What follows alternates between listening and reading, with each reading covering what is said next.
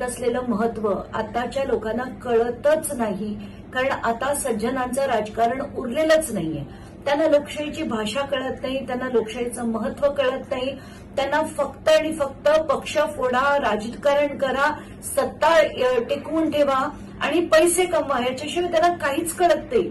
आता सोनम वांगचुक सारखा माणूस जो भारतीय सैन्यासाठी काम करायचा, त्यांना घरं बांधून द्यायचा, त्यांच्यासाठी पाण्याचं प्रोव्हिजन करायचा, ऑक्सिजनसाठी काम करायचा, तिथे एज्युकेशनसाठी काम करायचा, पर्यावरणासाठी काम करायचा, अशा माणसाला जो खरं मेकॅनिकल इंजिनियर आहे, इतर देशात जाऊन खोऱ्याने पैसे कमवले असतील, तो माणूस लीकच्या परीक्षेत वर्षानुवर्ष होणाऱ्या पेपर लीकच्या विरोधात उपोषण करत होता.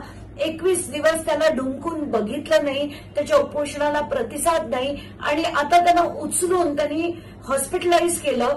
तर मी तुम्हाला खात्रीने सांगते, हे पिटिशन हे भाजपच्या माणसांनीच केलं असेल आणि हे कोर्टाकडनं त्यांनी वधवून घेतलं आणि आता म्हणायचं की कोर्टाच्या सांगण्यावरनं आम्ही त्यांना हॉस्पिटलाइज केलं.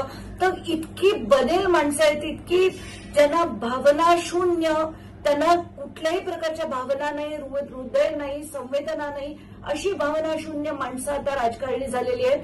म्हणून हे देशाचं दुर्दैव आहे. त्यांना आंदोलनाची, उपोषणाची भाषाही कळत नाही आणि महत्वही कळत नाही. तर आताच्या घटनेला मला खूप वाईट वाटतंय, खूप राग येतोय आणि मला असं वाटतंय की 20 तारखेचं आंदोलन हे झालंच पाहिजे. लोकशाही मराठी ऐका, पहा, जागरूक रहा.